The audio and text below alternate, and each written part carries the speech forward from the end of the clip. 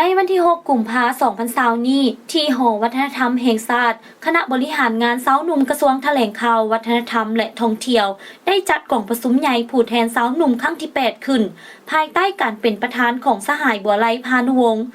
เลขาคณะบริหารงานสาวหนุ่มกระทรวงแถลงข่าววัฒนธรรมและท่องเที่ยว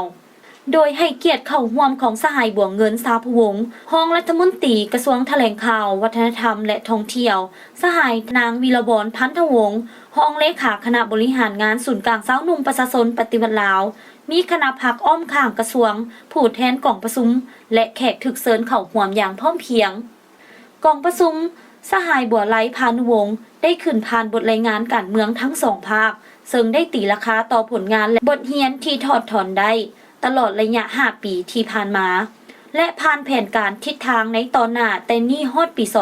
2025 ตลอดระยะที่ผ่านมา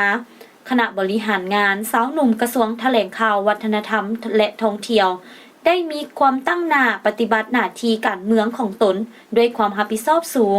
ได้เป็นกำลังแหงภาคพื้นให้แก่องค์คณะพรรคคณะนำกระทรวงในการจัดตั้งปฏิบัติมติกล่องประชุมใหญ่ครั้งที่ 10 ของพรรคแผนพัฒนาเศรษฐกิจสังคมแห่งชาติ 5 ปีครั้งที่ 8 เป็นเจ้าการในการจัดตั้งพันขยายมติกล่องประชุมใหญ่ผู้แทนสาวหนุ่มทั่วประเทศครั้งที่ 7 มติกล่องประชุมใหญ่สมาชิกสาวหนุ่มกระทรวงแถลงข่าววัฒนธรรมและท่องเที่ยวโดยสุมใส่การจัดตั้งปฏิบัติเวียกงานวิชาเฉพาะติดพันกับข้อแข่งขัน4บุกสาวหนุ่ม